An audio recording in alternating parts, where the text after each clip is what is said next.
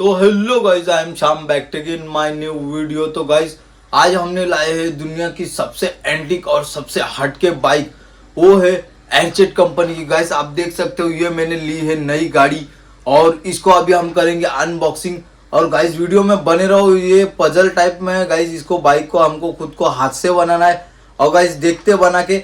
Guys ये देख सकते हो आप, इसका कमेंट सेक्शन में इसका प्राइस गेस करो आप कितना रह सकता है कितना नहीं, कमेंट सेक्शन में मेरे को बताओ। और गाइस इसको करेंगे अभी हम अनबॉक्सिंग, और गाड़ी के अंदर कैसा है फंक्शन, कैसा नहीं है, क्या है क्या नहीं। तो वीडियो में बने रहो गाइस, आपको हम आगे का भी दिखाते। सो